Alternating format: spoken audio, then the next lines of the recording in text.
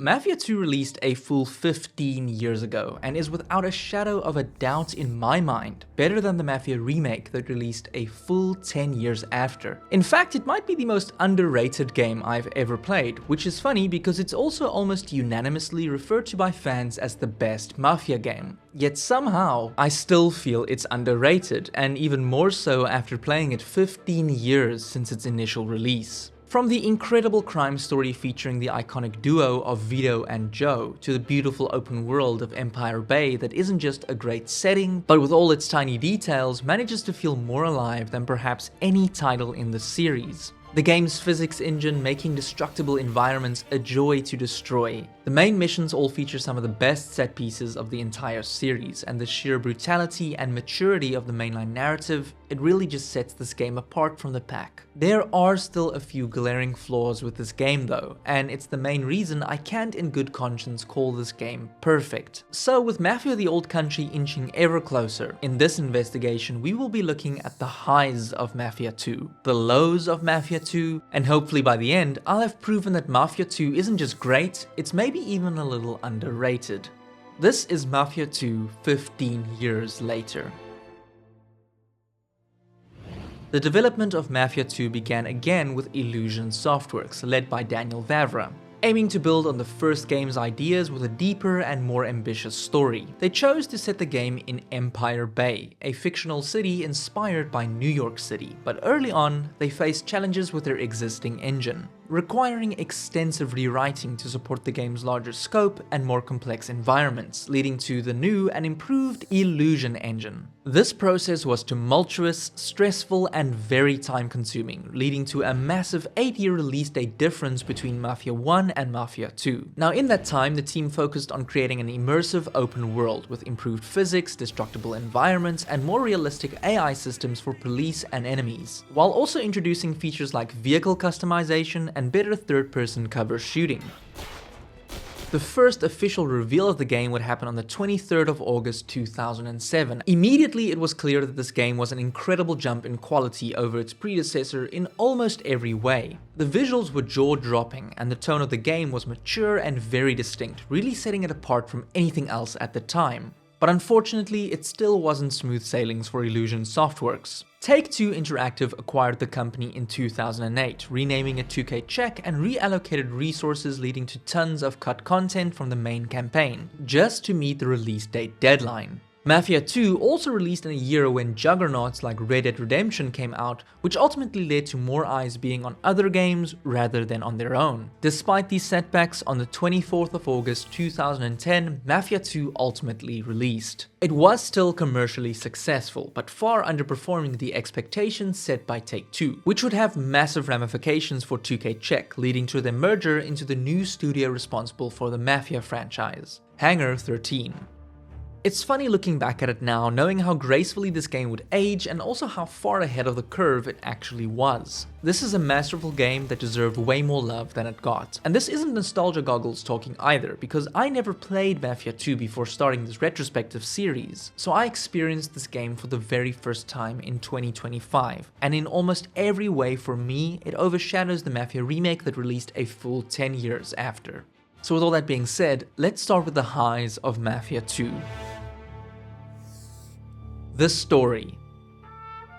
Vito Scaletta's story in Mafia 2 is a powerful narrative about loyalty, tough choices, and the fight for a better life at any cost. Originally from Sicily, Vito's family moves to America, hoping for a fresh start and a better life, but all they find is nothing but hard labor and poverty. From the get-go, Vito's motivations are clear. He wants status, respect, and most importantly, money. Growing up poor gives you a ton of perspective, and the main perspective Vito got was that anything is better than being poor. Unlike Tommy Angelo from Mafia 1, whose good heart often revealed itself throughout the narrative, Vito is way more of an anti-hero, with mostly selfish motivations. Vito only really cares about himself, and any shred of humanity he may still have had left leaves him when he gets sent to prison after being caught selling stolen ration stamps. This section of the game is a very dark but defining chapter in Vito's characterization. Here he truly learns to fend for himself and take what's rightfully his. He meets Leo Galante, the consigliere of the Vinci crime family, who eventually helps shorten his sentence and teaches him the most important lesson when working for the Mafia: loyalty above all else, and a stomach to kill someone when they need to be killed. Now, Vito has killed before, during the war in Sicily and during the time trying to help his family pay off a debt, but in both those times he genuinely had somewhat of a reason for the killing. In prison though, when Vito kills a gangster that tried robbing the same store he did when he was still out helping Joe, it truly feels like Vito completely embraces this darker side of himself. He will kill anyone that gets in his way and is no longer afraid to do it. Greed and violence has completely engulfed him. This whole prison ordeal felt akin to Shawshank Redemption. From the moment you arrive showing the experience in first person, which was really a nice creative touch, to you being attacked in the showers. It's a very eye-opening depiction of the sad, dangerous, and often frustrating life in prison. But unlike Shawshank Redemption, our main protagonist learns all the wrong lessons from being in prison. So when he leaves, he is once again drawn into the world of organized crime with his best friend Joe Barbaro. Vito quickly rises through the ranks of the various families, gaining respect thanks to his determination and often brutal toughness. He really doesn't care what needs to get done, as long as there's a pot of gold and some respect at the end. It all culminates in Vito finally being welcomed into the family by Falcone. I really love how, unlike Mafia 1, where this pivotal moment happened right near the beginning of the game, Mafia 2 really takes its time to build to this moment. Vito loses a lot to get to this point, and every chapter of his life feels very distinct. From his return back from the war, where he visits his poor mother and sister during a snowy winter, to Vito sharing an apartment with Joe in this dingy old building filled with junk tenants and creaky old floors. It's a rewarding moment in Vito's life when Falcone finally notices him, after all the things he's done and people he's killed to get here. For the first and probably last time in his life, he really believes he is finally somebody worthy of respect and wealth. Repeat after me, Vito. If I were to betray the secret of our way of life. If I were to betray the secret of our way of life. May my soul burn in hell, just like this saint. May my soul burn in hell, just like this saint. Amico nostra. Gentlemen, I give you our new friend, Vito Scaletta. Vito's life does actually improve, albeit for a short period. His new house is a massive upgrade, now living in a nice neighborhood, with a fireplace, 2 bathrooms, big kitchen, and a massive bed. This was the dream, but if Mafia 1 taught us anything, dreams never last long in organized crime. From his house being burned down to a crisp by the O'Neill gang to a drug deal gone bad with the Triads resulting in a turf war, and one of his close friends being brutally murdered in broad daylight, finding out afterwards that Henry was also a government informant. Vito's rise was very slow, and his fall was damn near overnight. Back in a dingy apartment with no money to his name, Joe has a plan to get some quick money. It involves killing a man under witness protection for some out-of-towners. And this right here is why I love the Mafia series. It continually shows us how meaningless this life of crime truly is. They never try to glorify it. Giving us the perspective of one character from Mafia 1, Tommy Angelo, an in-over-his-head cabbie driver that eventually broke free from this life of crime only to be killed by Vito and Joe for something as meaningless as a couple of dollars. Vito didn't know who this person is, nor did he care if he had a wife or children. All he cared about was himself and getting a little extra money. I am currently playing the Mafia games back to back for these videos, and after caring so much for Tommy's story, knowing he was killed by someone that couldn't give a damn who he really was really broke my heart, and just re-established the cutthroat nature of this life. Things escalate to the point where all of Vito and Joey's combined bad choices catch up with them, and Vito is forced into a kill or be killed situation by Leo Galante. Vito must kill Falcone. Now this might be a good as time as any to really praise Joe Barbaro, as being possibly the best character in the entire Mafia series. He is one of the funniest characters I've ever had the joy of listening to. The way he convinces Vito to do some of the most absurd things is genuinely endearing. It also helps that underneath all that bravado is a character that can feel deep emotions. When Joe's childhood friend Marty joins on a job that he is clearly ill-equipped to handle, things go terribly wrong and Marty is killed. Joe, for the first time in the entire narrative, shows a deep sense of responsibility and sorrow for allowing Marty to join despite Vito's protest. Joe is a deeply flawed and broken human being, constantly compensating for his lack of self-worth and bad choices with booze and women. But somewhere in that broken life, he found Vito, and Vito found him. The companionship that Joe and Vito have in one another is really what makes Mafia 2 stand out from the rest of the series, especially because when all the chips are down and Joe has the opportunity to betray Vito to immediately gain the life he's always wanted, he still chooses loyalty to Vito. If Mafia 1 taught us anything, it's that friends in this life often stab you in the back, but Joe, well, he is the exception to that rule.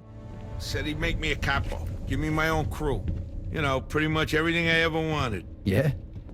So why the hell didn't you do it? Remember that $5 you owe me? These two are friends for life, which makes the ending of the game all the more frustrating and heartbreaking. After killing Falcone together, they are greeted by Leo Galante. Leo takes Vito with him, but Joe is put into a separate vehicle, and well, the following happens. Hey, what the hell's going on? Where they taking Joe? Sorry, kid. Joe wasn't part of our deal. And that's how it ends, ambiguously leaving Joe's fate up in the air. Now I keep flip-flopping back and forth between really liking how it ends and genuinely hating it, but one thing is for sure, it's a truly iconic ending that you simply won't forget. The Mafia games have this way of always reminding you that a good ending is literally impossible in this line of work, and somehow we as players often forget that. I know I did. That's why I wanted to believe that Joe and Vito would finally get some sort of happy ending, and when Leo said those words, I got a brutal awakening. Now there are many theories of what happened to Joe, and if you have any, please drop them down in the comments. But regardless, the ending will either make the game or ruin the game for you. As a whole though, I loved the story. It was real and mature. It really felt like a true Godfather or Goodfellas movie, and less like an imitation of one, which was the vibe I got from Mafia 1. This game had less cliches, more surprises, more F-bombs than I have literally ever heard in a video game, and it all took place in arguably the most detailed and realized location in the entire series. The vibe, setting, and attention to detail. Empire Bay is such a great location, but what really sells it is all the attention to the tiniest details. From the colorful billboards to the people walking the streets, and when compared to the Mafia remake, a much more interactable city. Here you can enter various clothing stores and try on new outfits, go to a gun shop and browse the merchandise, stop at a gas station to refill your car, for some reason. Go to a mechanic to change your car's license plate and color to avoid the police from tracking you down, and when the heat gets too much, you can bribe a police officer by literally calling in a favor. Empire Bay, much like the real New York City, is a place of immense wealth and shocking poverty, and it's showcased brilliantly in the art and sound design. Joe's apartment building creaks as you walk up the stairs, people are either shouting from inside their apartments or laying drunk outside their door. The lighting and sound come together to create a very dingy looking apartment building that feels truly lived in, much like the rest of the city that you can even see come alive from inside the apartment building windows.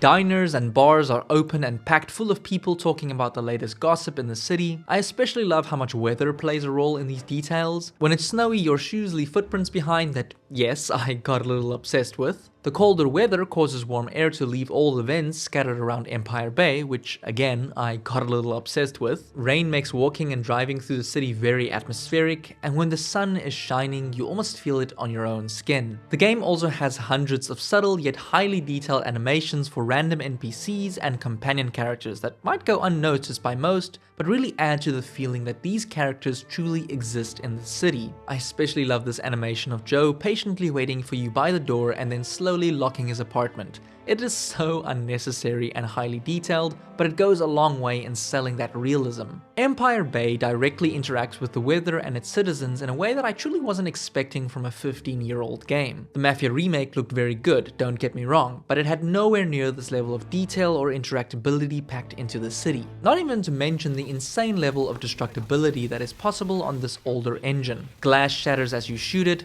wood cracks and breaks when covered up behind it. The city is literally moldable by your actions, and when you choose to shoot something, chances are it's going to break. It's really staggering that they accomplished this level of detail in 2010, and it really goes back to something I truly believe in. Art, sound, and animation design matters way more than fancy graphics. Mafia Remake might look better on the surface, but it's only skin deep when compared to Mafia 2's interactability and detail.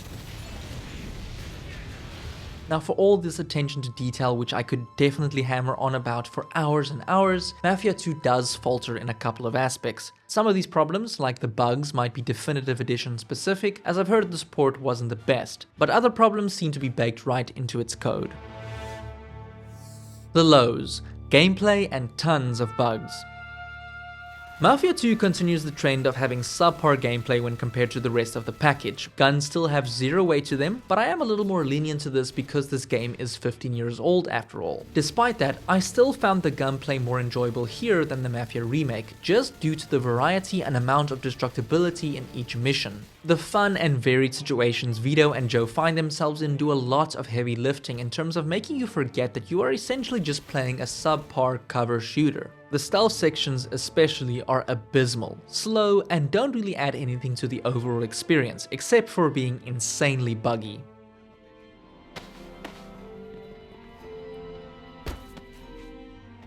Driving still feels great, the drifting is satisfying and all the cars are fun to test out, but in terms of chases, it's very underwhelming. You can lose cops even on the most wanted star rating in a matter of seconds. Mafia 2 is also littered with bugs, some that halt your progression entirely and totally ruin your immersion. Like this moment where I couldn't proceed with escaping a police chase until all the police officers were killed. The problem though was that none of them were spawning and I had no idea what was going on. So at first I thought I was doing something wrong. Joe is impatiently waiting for me to join him on the balcony, but I physically can't. I backtracked to check if I missed something, only to find the police officers bugged inside a building. They killed me in 0.5 seconds and I get sent back all the way back to my previous checkpoint. It really doesn't help then when a game is this buggy that the checkpoints are as unforgiving as they are. Multiple times I got killed by the most random thing or unable to proceed due to a bug, and then the checkpoint forces me to restart minutes in the past. Some bugs range from minor, like the character's eyes not looking in the right way, to major, where the game's engine comes to a screeching halt, overexposing the sky and bringing the frame rate down to near zero. Tons of audio bugs are still present, especially when driving in cars. Some characters literally sound like they're talking through a radio. I have no idea how many of these bugs are definitive edition specific, but it's actually insane that some of these issues are still prevalent today. It is by far the most disappointing part of this game and the main reason I can't call it perfect, no matter how good the rest of the package is.